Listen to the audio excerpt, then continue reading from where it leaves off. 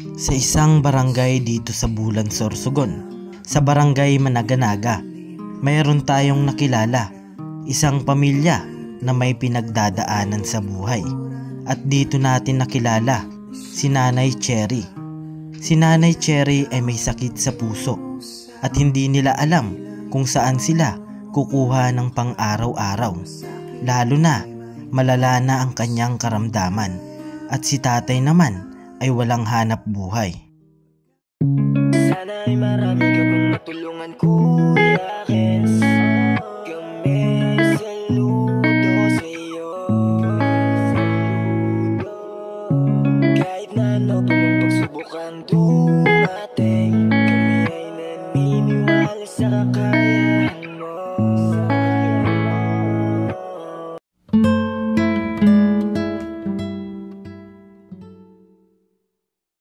Isang maliwalas na umaga sa ating lahat, mga kayakap. Bali, meron po tayo ngayon pupuntahan na bago po natin kakilala at pumustahin lang po natin at alamin po natin ang kanilang kwento at kung ano po yung hanap buhay nila at kung paano po sila nakakasurvive sa pang-araw-araw. At subali, rinecommend lang po sa atin siya at di pa po natin alam kung ano yung kwento ng buhay nila. Kaya alamin po natin, mga kayakap. Ako po palang inyong lingkod, Kuya Kens TV, kaya ka po sa hirap at ginhawa.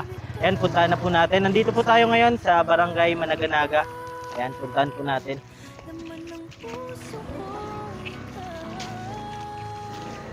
Good morning po. Ayan, good morning po. Ayan, bali, kami po ang Team Kayakap. Dito rin po kami pwede po na yung ma-interview ka po. Ilagay ko lang po ito. Ano po pangalan, Nay? Cherry po. Bali, residente ka po ng Managanaga. Ayan. Ano po yung sakit mo, Nay? Sa puso po. Sa puso po. Matagal na po. Opo. Na ano po ito noong 2020. So, bali, na rin po kayo, nagpa-check up. Ano daw po yung ng Kailangan doktor? ko daw po operahan. Operahan po. So, bali, ano po yung hanap buhay niyo po dati, Nay? Nung hindi pa po kayo nagkakaganyan. Dati po nagtitinda lang din ako. Tapos kahit mga fishball, gano'n. Kunting kita. Nagkakasya. Si Mr. naman dati nagpapadyak. Opo. So, ano po yun, Nay? Saan po kayo nagkukuha ng pang-suporta po sa kalagayan niyo po ngayon? Na ano po, yung anak ko po na nagtatrabaho na panganay, siya yung nabibigay sa amin. Pero maliit lang din naman kasi may Sapat anak din po ba? Yung kulang din po. kulang-kulang din po. So, bali po pala si nanay po ay may sakit po sa puso. Ilang taon na rin po, Nay? Mula po 2022 nung mag-detect ng may heart failure. Bali, namamaga ka po na yan, no? Kailangan ko na po talaga ma-operahan. Opera daw po yung, Solution. solution po. So, bali po, Nay, andito po kami kasi para malaman po kung ano yung sitwasyon at para makita po ng mga viewers natin. So, yung po pala yung pinoproblema nyo po. May maintenance po kayo? Opo, marami po. Saan po kayo kumukuha ng pang maintenance nyo po? Yung iba po, may isa binibigyan po nila ninang. Opo. Tapos yung iba naman po, nag-aabot din po yung kamag-anak. Kasi alam naman po nila na si Mr. sa ngayon wala trabaho at Opo. wala kita. Bali, Tumutulong po sila. yung asawa nyo po, yung hanap buhay dati, pedicab driver po. Opo. So, bakit po natigil, Nay? Naibenta po namin yung pension namin. Kawawa naman po, Gawa po na kakulangan talaga. Yan, mga kayakap, kaawa naman po yung sitwasyon ni nanay at may sakit po siya sa puso, tapos wala pa po silang fix na mapagkukunan po ng pera para sa maintenance ni nanay. So, bali nandito po kami para humingi po ng tulong sa mga viewers natin na ito po yung sitwasyon ni nanay. So, bali dito ka po natulog, Nay? Opo. Sa labas po? Dito lang po. Dito po? Dati po doon sa loob eh. Opo, dito. Nahihirapan po ako pag labas-masok, magsi-CR lalabas. Kaya dito na lang po. So, bali ito na, dito ka po kumukuha ng oxygen. Kapag wala po, di po yan nakakunik sa'yo, Nay, nahirapan ka po huminga. po huminga. Wawa naman po si nanay pala. Nanay ano po, pangalan? Cherry po. Nanay Terry, apelyido po. Cherry. Apelyido po, Nay. Fajardo po. Fajardo. Bali, di na po kayo nakakalakad-lakad dyan? Hindi po. Simula nung month po. Kasi ganito ako. Simula po nung bagyo. Yung lumaki yung tubig. Yung namaga na po. Ay, opo, Nay. Di ba dito po sa lugar natin, binabaha po? Ano po yung yung ginagawa nyo para makalikas po kayo? Saan po kayo nalikas? Doon po sa nakikiusap po kami dyan sa Mataas po ang bahay. Opo. Binubuhat ka po. Opo. Yan. Wawa man si nanay. Nay, kausapin ko lang si tatay. Opo. Opo, at baka si nanay mapagod. Ay, hello po. Ayan, dito po si tatay. Anong pangalan, tay? Arnel po. Arnel? Subali, ano po yung hanap buhay nyo dati, tay? Ano lang ako, para padjak lang. Pedicab driver po. Subali, bakit nawala po yung pedicab nyo? Na ano ko yun, na binta ko yun dahil sa pangailangan. Pangailangan po, Gaano tayo kahirap po yung buhay? Sa hirap, sobrang nahirap na. Mahirap na po, Lalo na po yung kondisyon ni nanay. Gustuhin mo natin na maagapan agad. Wala man tayong budget po, Kaya ganyan na lang, katsaga na lang muna kami sa ganyan. Pag nauubos po ito, tay, saan po kayo nakuha? Depende po kung may mag-donate na ano. Ayan po, grabe po palang sitwasyon nila nanay. Kapag may nagbibigay po na ganito, tsaka lang po napapalitan. At yung trabaho po dati ni tatay ay pedicab driver po. Pero ngayon po yung pedicab ay nabenta po. Dahil daw po sa kawalan ng pera, pambili ng maintenance ni nanay. Kung sakali po tayo may magpaabot po ng pagyakap sa inyo po, makabalik pa po kayo sa paghahanap buhay nyo? Maghahanap buhay naman talaga. Wala lang po Wala lang. Kung mayroon lang, anong hanap buhay tayo yung gusto nyo? Sakali. May mga nanonood sa atin ngayon. Ano lang, basta nanganap buhay. May mapagkunan lang kayo ng pag-maintenance ni nanay. Kung halimbawa, tatay, yung dati nyo na hanap buhay, pwede rin po yun. Nabinta nyo lang kasi Sa ano lang ang katano, kagipitan lang. kagipitan po Hospital kasi yun. Opo.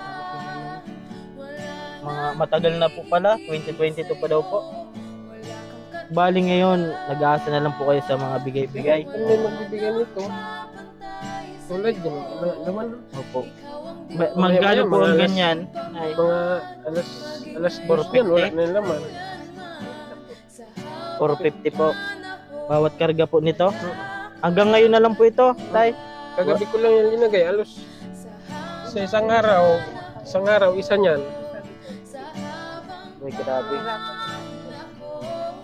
Wow. Saan po yung pinapakargahan, tay? Sunod. Doon 450. Ayan nyo po tayo at lagi lang po tayo manalangin. At ngayon na lang daw po ito, mga kayakap po. Hanggang ano lang yan, mga alas... Anong oras po yan, tay? Alas 2 lang, ganyan. Ayan na yan. Ano yan? Hayaan nyo tayo at madiskarte tayo at babalik tayo. Kayo rin po niya napunta doon? Opo. Ayan. Si tatay po pala yung nagpapalagay po nito at ilang araw po yan bago Ano lang yan, kagabi ko lang ginagayan, alas 9. Ano lang yan, isang araw lang. Isang araw lang po Grabe. Maghapon, magdamag, dalawa niyan. Opo. Grabe po pala yung sitwasyon nila nanay. Ito po na lang yung ni nanay. Inaasahan kasi mabilis na po mapagod si nanay. So sabi ni tatay kung may pagkakataon po sana na mayroon po siyang panghanap buhay, pwede rin din daw po yung yung dati niya pong ginagawa, yung pagpipedicab po, at makakatulong din daw po yun sa kanila. And tay, manawagan ka tay sa mga natin, viewers natin, at nandyan naman po sila para tulungan po tayo kung ano yung gusto natin. Ako, ano lang, kahit basta may hanap buhay po buhay lang. Opo. Ilan po ang anak mo tay? Pagamot ko lang, ang kasama ko. Pagamot lang po maintenance. Maintenance kasi niyan, isang araw, 600, isang tableta lang. Isang tableta lang po. Ay, grabe. 600. Pero paano, maintenance niya na dati. Yung 600 na po yun, yung bumukul para hindi na po siya mag-aapagay ng heart ko. Opo. Ayan po mga kayakap. Subali, maintenance pala ni nanay, 600. Kaya kailangan po talaga nila ng panghanap buhay para mayroon po silang pangtustos sa ni nanay sa maintenance. Ayan, nasabi ni tatay, dati daw po siyang pedicab driver. So, bali po, andito po kami nanay, para ipakita po yung sitwasyon nyo. Para maging daan din po kami, para makita po nila kung ano yung hinaharap nyo ngayong buhay. So, bali dito ilan po kayo dito ang pamilya? Ano lang kami tatapos. Yung kanina po nakahiga dito. Ay, ilan po yung anak nyo Dalawa lang. Dalawa po. Yung isa may asawa na. Malayo po yung bahay. Yun yung bahay nila. Ay, ito po. Subali dito din po kayo. Ito talaga sa amin talaga. Subali may lang po kami ito. Simpleng lang po ito. At unang lang po ito hayaan nyo po at may mga kababayan po tayo na nandyan po para magbigay din po para sa inyo. At siyempre, ito lang po yung una pa lang namin na pagpunta dito para alamin lang po kung ano yung kwento nyo. Hayaan nyo po at mali natin pagbalik namin dito may magandang balita na po tayo para meron po kayo panghanap buhay at kailangan ni nanay ng maintenance po pala. Sino kasama dito ni nanay matulog? Ay, kayong dalawa po tapos yung bunso sa loob. Anong ulam nyo ngayon Wala pa nga ulam. Wala pa. Wala pa ng ulam. Ayan. Subalisan po kayo nakakuha ng pang-araw-araw nyo po? Sa saing. Yung bigas nga namin sinayang galing dun sa kay sa biyanan Ako, hiningi nyo po? binigay nila. Binigay. And so, wala pa po silang ulam. So grabe pong sitwasyon nila nanay, yung problema po nila. Kami lang po yung nakikita pero nakakahirap po na makita sila nanay na ganyan po yung sitwasyon nila. Tingnan nyo po paano ni nanay namamaga po. May sakit po siya sa puso. Subali nag-start daw po 2022 po hanggang ngayon po mga kayakap ay ganyan pa rin yung problema nila nanay, yung maintenance, kung paano po nila malalampasan. Subali ito po ay hanggang ngayon na lang daw po ito mga alauna. Hanggang alauna na Opo. Subali po tayo mga kayakap, discard po tayo para matulungan po natin sila nanay. Subali tay, maraming salamat po at least nakilala po namin kayo at nandyan po yung mga sumusuporta sa atin, sila Ma'am Samarina, Sir Joseph Dino, at sa mga nagpapalipad po, kay Ma'am Gijo Official, kay Ma'am Matet, at kay Manay Terry Anderson, and sa lahat po, thank you so much po sa inyong lahat. Nandito po sila nanay, humihingi po kami ng tulong na sana matulungan po natin sila dahil hirap din po sila sa pang-araw-araw.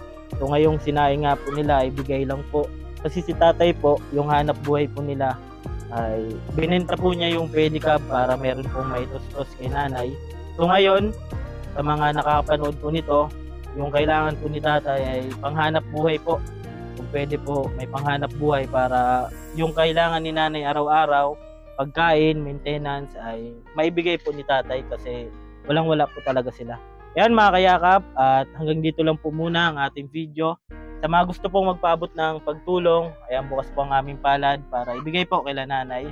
Ayan, maraming salamat po. Ako po palang inyong lingkod, Kuya Kens TV, kayakap mo sa hirap at ginhawa. At lagi ko pong sinasabi, tumulong tayo sa iba. Kahit tayo kapos din tulad niya. Ayan po, keep safe and God bless sa ating lahat. Bye po. Po mga kayakap, subali bumalik po tayo kay nanay. At nagdiskarte po tayo ng pangbili po ng ni nanay sa oxygen. Hello po, nay. Ayun. Asan po si tatay? Tay, magbili ka na po. Ayan. Opo, welcome po. Opo. Kasi maubos na po yung ni nanay. Kaya nagdiskarte po tayo. Opo. Alauna po yan, mga boss. Ayan. Bili na po kayo para mayroon naman po si nanay. Sige po, nay. Tay. Ayan, anak po nila. Opo.